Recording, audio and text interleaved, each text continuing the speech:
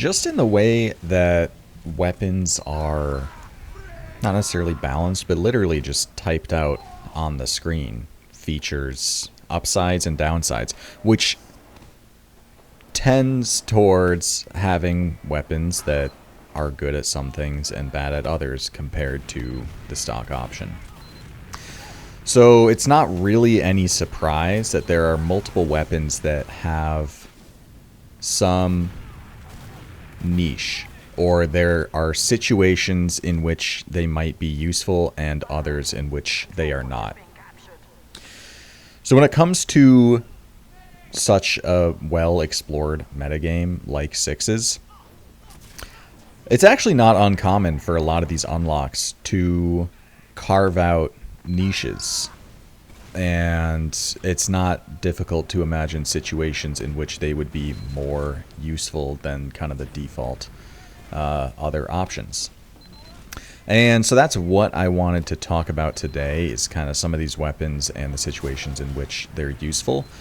And then close off with why we don't really see them so often. So yeah, let's just get started with the first, which is actually kind of the most emblematic of the situational side grades, and that's the Kritzkrieg.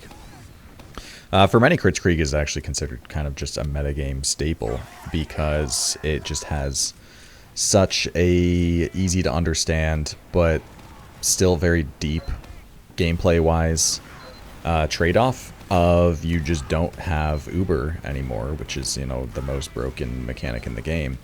And instead you have crits, which very good. Now, you don't want to be running full-time crits because that's just so exploitable, and you can just be stuck on crits, and if the other team knows as well. It's just a high-risk, high-reward play to make, is spawning crits and playing for a crits charge instead of an Uber charge. And it's usually seen in would-be even Uber situations when both meds die.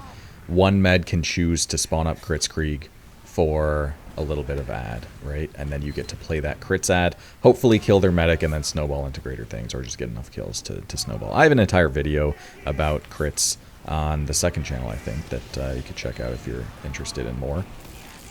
But yeah, Kritzkrieg is a very emblematic side grade that can be helpful in those even Uber situations in which you want to, you know, make an aggressive play and potentially get some reward for it. I do have a list here of some others. Continuing with Medic, we can talk Uber Saw, which used to be kind of the meta option, and to some extent kind of still is. Yeah, this is kind of a weird case where, as far as Medic's melee goes, there isn't really a consensus on what the default option is. It's somewhat split between Uber Saw and Solemn Vow. Solemn Vow just applies, or it carries a lot of just very strong bonuses with basically no drawback, versus the Uber Saw is situationally far more powerful, but when it's not doing anything, it's doing nothing at all, and you know, it's really not much different than stock. Versus Solemn Vow, like, you with the Solemn Vow are getting a passive benefit pretty much all the time. It's somewhat weak, but very helpful nonetheless. Of course, better than just stock, you know, Bone Saw or whatever.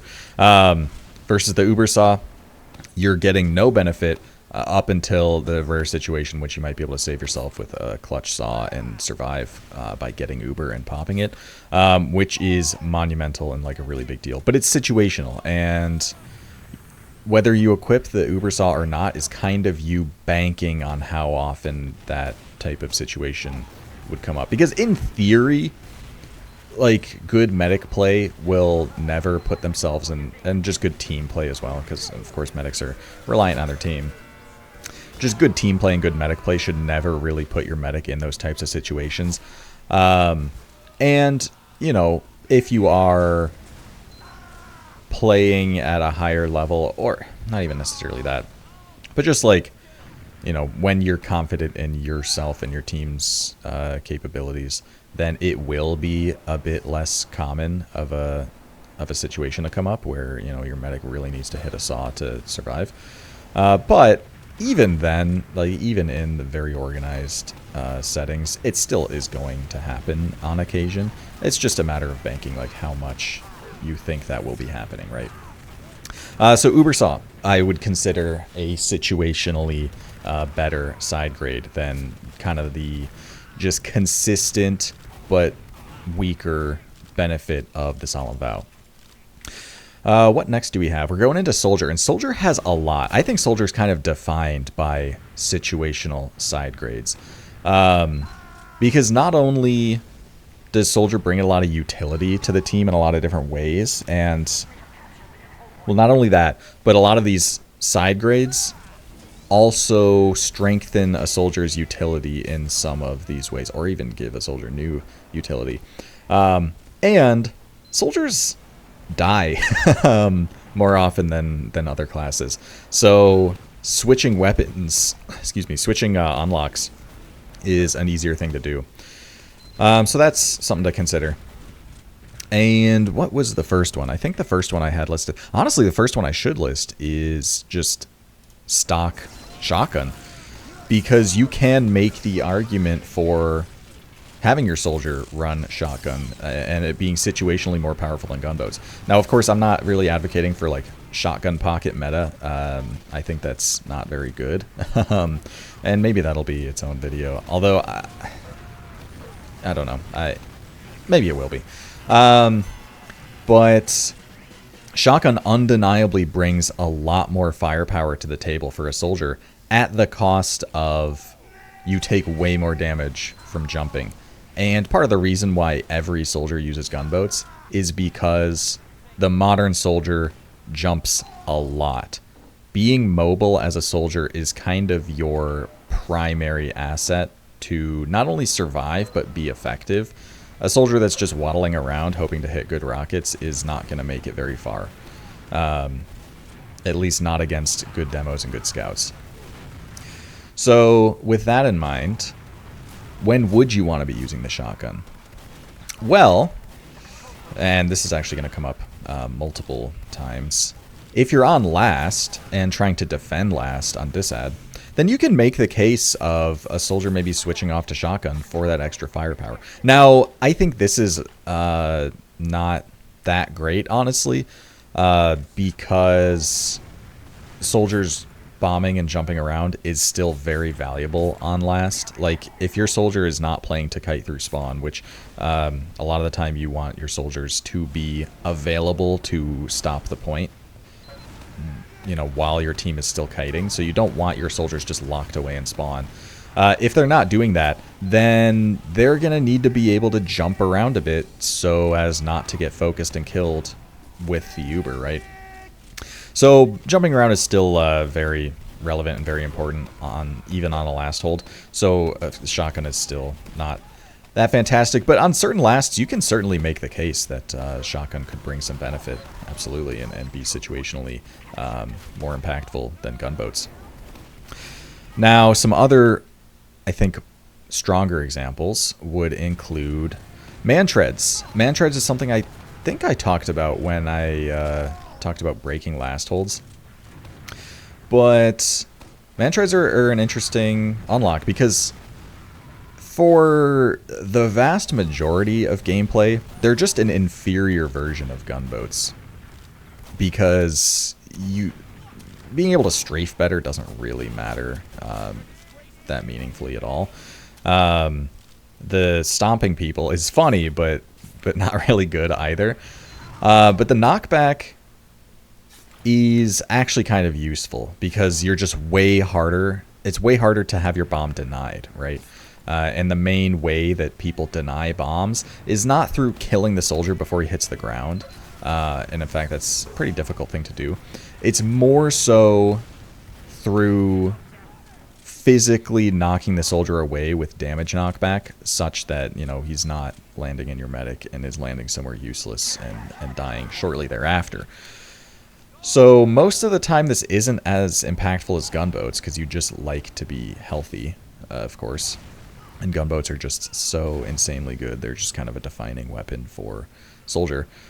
But there are cases in which gunboats can be more helpful, specifically when it's a stalemate and you're trying to sack. As a roamer, if you want to sack, then why not spawn up gunboats for a life, and then your sack will sometimes be more effective. Now I say sometimes because of course you are taking that extra damage, so it is easier to kill you, but it's way more difficult to deny your bomb.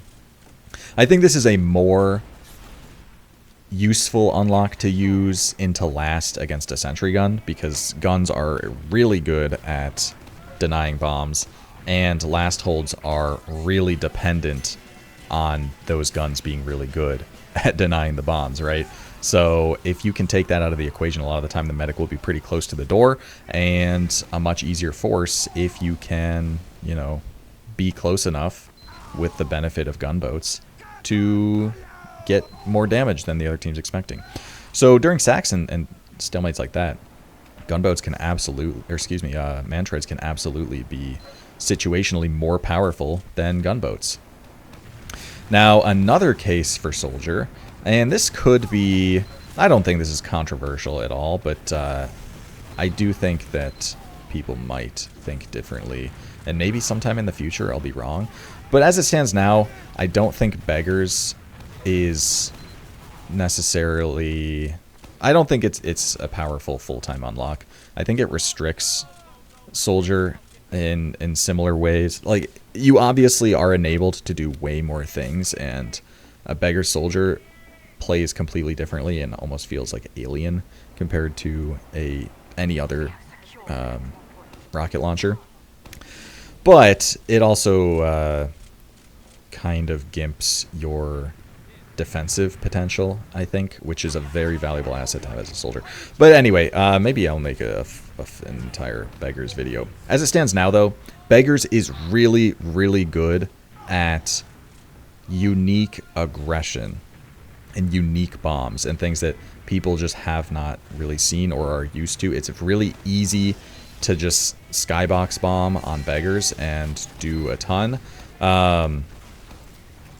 So, with that in mind, Beggars offers a unique aggressive bomb, which can be quite valuable for a sack, again. We did see Soapy actually tried out Beggar sacking for a little bit. I know some other soldiers have as well, like in Maine at the time, Fireball was trying it out. And it hasn't really caught on. I do think with Beggars, you really...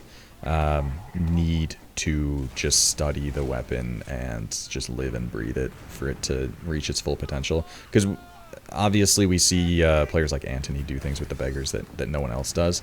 And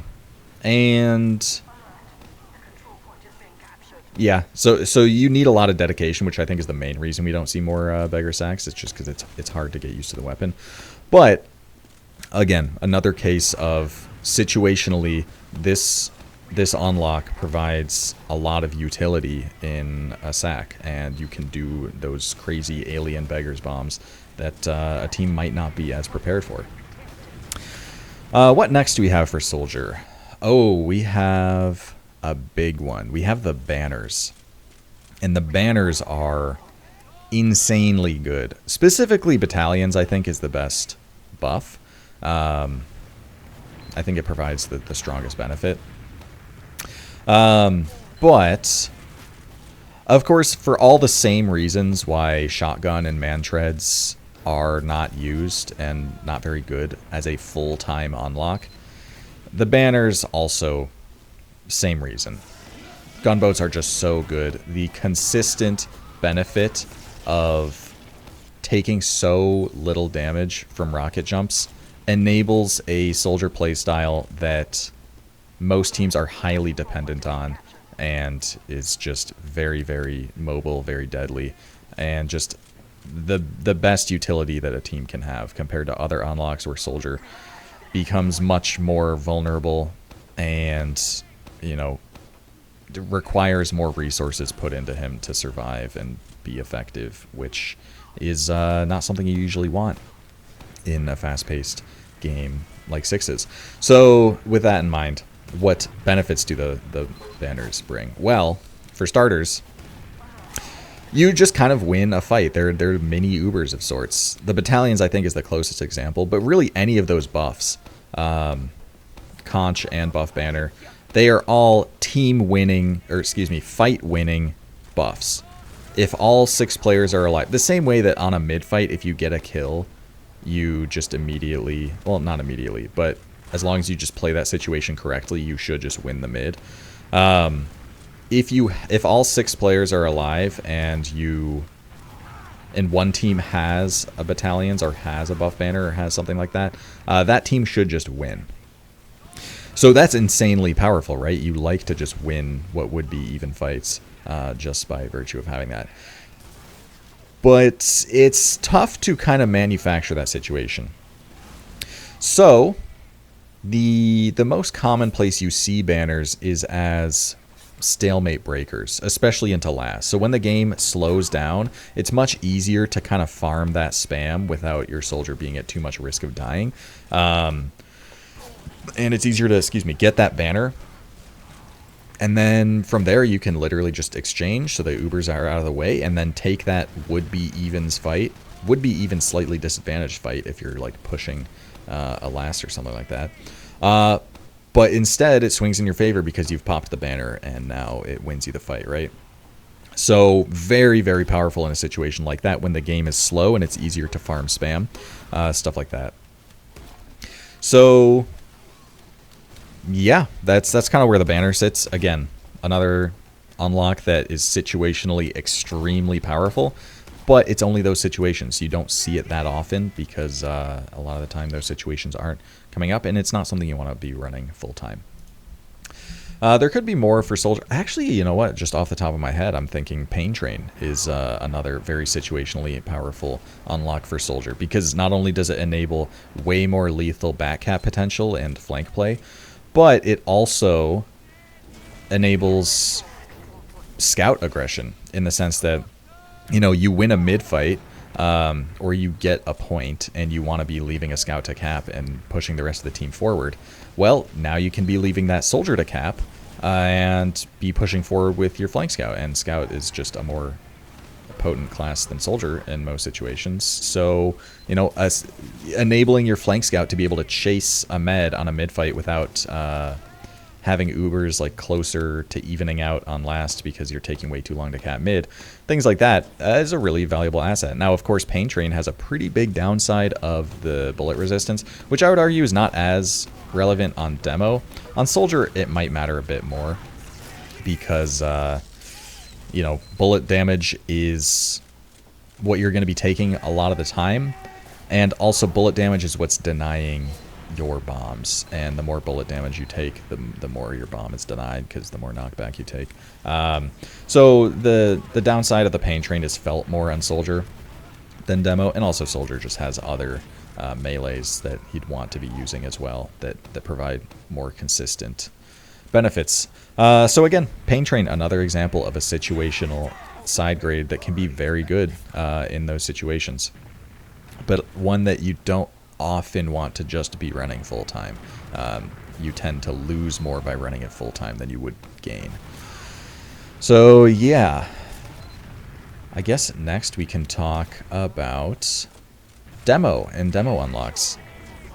And there's a couple here. We'll start with the loose cannon. Loose cannon, I think, is bad.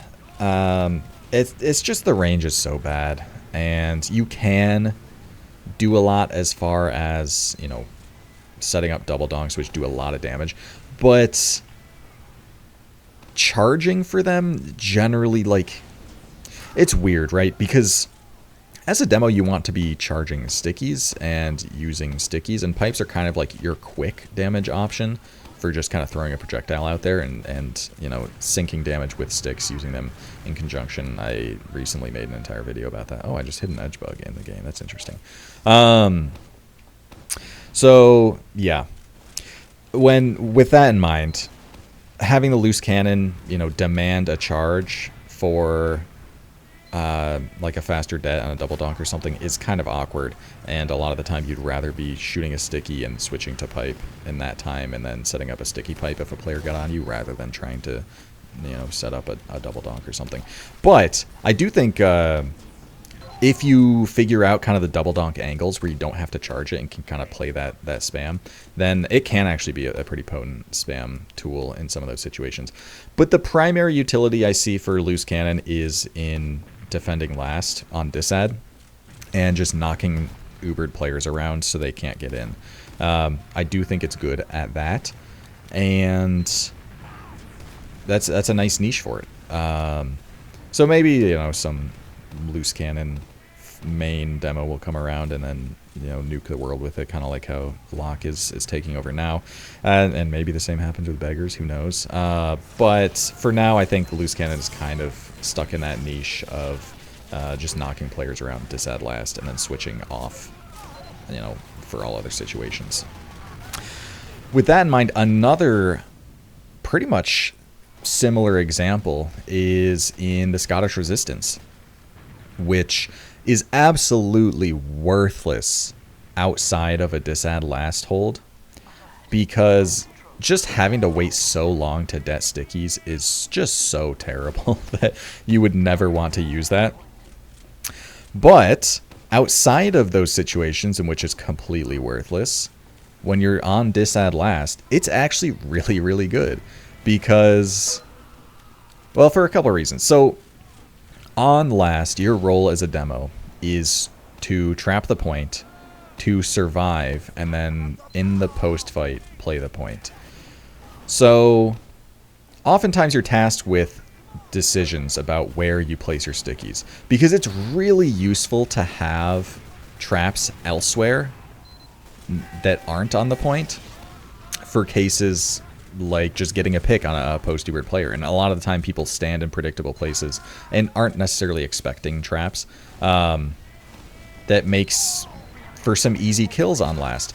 Now, that being said, you need to have the point traps. You're stuck with these trade-offs of how many sticks you delegate to the point, how many elsewhere. Usually I just go with like 5 sticks on point, 3 elsewhere. But on some lasts, like Reckoner last, in some cases even Snakewater, in some cases Gully Wash, depending on how good their team is at baiting the point and clearing sticks on point, you might need to put more on the point and put all 8 on the point. Like Reckoner last, I just default put all 8 stickies on the point because the cap region is just so massive. So that's something you have to keep in mind, and that's a trade-off you have to make. But the Scottish Resistance suddenly kind of gets rid of that trade-off for you, because now you not only have enough, you can have enough active stickies to trap up the point in its entirety, but you can put extra traps elsewhere. And on top of that, you get to choose which of those traps you want to det to get the full utility out of each of them. You can be getting picks on those post-Ubered players while still holding your trap on point, and that's really, really valuable. Now, of course, it is a little worse at playing the point in the post, because, again, stickies just take so long to prime that it's just way, way harder to do that. But it provides a lot of benefits that are kind of expressly tailored towards holding last on disad. Now, of course, the situations in which it is so powerful are few and far between, because you need a lot of time to set up all 14 stickies. Of course, even just setting up like 5 stickies on point, 3 stickies elsewhere, it'll still provide more benefit there than stock, because you get to det them independently. But when you have all that time to set up, which again, situational, doesn't happen a lot, you get a lot of benefit out of it by switching to the Scottish Resistance for that hold. Yeah, I think that's it for demo. I was considering talking about quickies, but kind of decided against it. Last thing I'll talk about is actually on Engineer. There are a few kind of small metagame optimizations you can make, and one of them being your wrench selection on Engineer. And I suppose even primary as well. I mean, just quickly, like, shotgun, of course, provides more benefit than, the not Rescue Ranger, good lord, than the Frontier Justice, because you just want to have those 6 shots. Engineer is not a class that's going to be in a lot of confrontation, but, you know, you might be able to help kill a sack player. And actually, to that effect, even Widowmaker, maybe you could make the argument for, because of that extra damage on players being attacked by your sentry. Maybe we'll see Widowmaker NG in 6s. But yeah, shotgun is like a really reliable option. But when your gun has a kill, like situationally, those crits are really nice. And you don't even have to like be pushing out with those crits playing those. You can just switch off of the class. But just having an NG with crits on last is a more powerful defensive utility than an NG with just regular shotgun, right? So situationally, Frontier Justice is going to be more powerful. Now, that's pretty well understood. People, I think, do that pretty often. But in the case of wrenches, people really don't switch around their wrenches. And it's weird because that, you know, you're on last on Engineer. You have all the options to switch. So you may as well sneak out that extra utility. And what I'm alluding to here is that everyone uses the Jag, right? Because it's really important, whether it's evens, whether it's disad, any situation in which you're building a sentry gun, it's really important to have that sentry gun up as fast as possible. And the Jag builds guns faster than any other wrench, so that's what everyone uses, right? That makes a lot of sense, and it should stay that way, right? You want those guns up as fast as possible. But when your gun is built, the Jag is actually inferior when it comes to maintaining the gun, right? Which is kind of a big deal. You know, it's not uncommon for a team's plan to take out a gun is like coordinated soldier spam. And the Jag is going to have a harder time keeping up with just incoming spam than stock would. Or even, you know, Eureka effect, which lets you teleport into spawn, I guess. Or even the Southern Hospitality. Like, all of these unlocks are better at maintaining a sentry gun than the Jag is. So after the gun is built, it makes sense to switch off and then have a more powerful option for, you know, keeping that gun alive and maintaining it. So yeah, I think that wraps it up for all the unlocks and, you know, where they may be situationally helpful. Of course, you know, you can make the case for a lot of unlocks being situationally useful. Like, you could make the case for airstrike or even, you know, rocket jumper for a fast rollout on mid or something like that, and on gully wash with shotgun. You can make the case for a lot of unlocks. I kind of just figured I'd touch on a few here that have very clearly defined metagame niches that yeah, are situationally more powerful than the regularly used options. Now, to close things off, some of these options you see a fair amount, like crits you'll see time to time. It's not uncommon to see, you know, and NGs will switch to Frontier Justice. It's not uncommon to see well, it is uncommon. Sometimes you'll see an engineer switch off of the Jag when a gun is built. You'll see banners. But a lot of these you just really never see at all. You very rarely see Mantreads sacks. You very rarely see... I actually haven't seen Scottish Resistance on last for a couple seasons now. It just hasn't happened. Same with Beggars. All these options are just very, very rare. And that begs the question, why are situational unlocks so uncommon? And for some unique cases, like the Beggars, of course, taking just a lot of practice to really utilize, you might be able to make the same case for Loose Cannon as well. You know, it's kind of self-explanatory. But I think overall, these situational side grades have kind of a hidden or unspoken downside. And that is that you can't really predict the state of the game and what is going to happen. You can approximate it based on like the state of Ubers and, you know, things that have been going on, stuff like that. But you can't like know with certainty what's going to happen.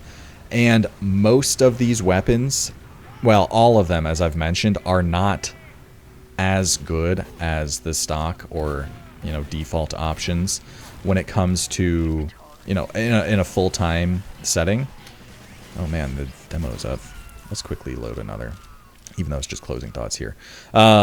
Since they're not as powerful being run full-time, you don't want to be stuck on them. So if you're trying to switch to an unlock for, some game situation, and that situation changes, you don't want to be a detriment and stuck on an inferior option. So a lot of the time people don't switch as a result of that. And yeah, that can be a big deal. Now, that's only part of the equation, because I do think some of it as well is people literally just forgetting to. Because a weapon like the Scottish Resistance, or even like banners, if you're stuck on, well, if you're running banners and let's say, the other team forces you and on a counter sack or something, and then you have to give up the point, like that banner is still actually kind of useful because, you have some charge on it, and the game should be slowing down somewhat soon. You're expecting to be able to play that banner, I suppose, which is really nice. So in the cases like that, it's not too bad. But something like the Scottish Resistance, beyond a certain doubt that, it's this at last, they're going to push, and you're going to get utility out of that weapon, right?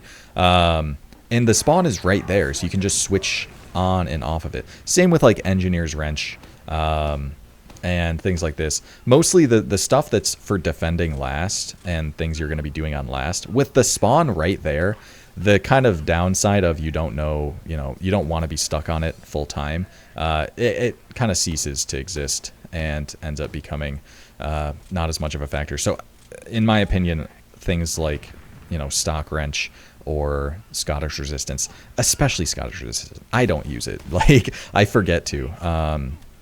But it's really hard to make the case not to. But yeah, for stuff like that, there's not too much reason. But if it's like Mantreads or like, of course, what's the word I'm looking for? Just the quintessential example that I was giving at the very start, Kritzkrieg. It's common, like the big part or the biggest thing associated with the risk in using a crits is you don't know if it's going to work out, and you really, really, really don't want to be just stuck on crits against a team that knows you're on crits and a team that's good at playing against that, right? And like is properly counterplaying it. That's a big deal. So yeah, you just not knowing necessarily the type of situation that's going to come up, and you don't want to be stuck on those unlocks that are in a full-time capacity over the scope of all the different situations you'll see in the game. Much weaker, but situationally more powerful. So that's kind of the second reason why you don't see it. And then the third, which I alluded to with the Scottish Resistance, is you just forget. I mean, people will just forget to switch unlocks. You kind of get in the flow of the game, and you just do the same things, and it's easy to form habits in how you like to approach situations. You sack into last, however many times. Some of them are successful, others are not. Some are like successful enough or like close to being successful to where that's what you're thinking about doing next, is focusing on that rather than switching it up with something different, stuff like that. I think this is most prevalent with Soldier, because Soldier is a class that is, very team support oriented and has so many of these situationally useful unlocks.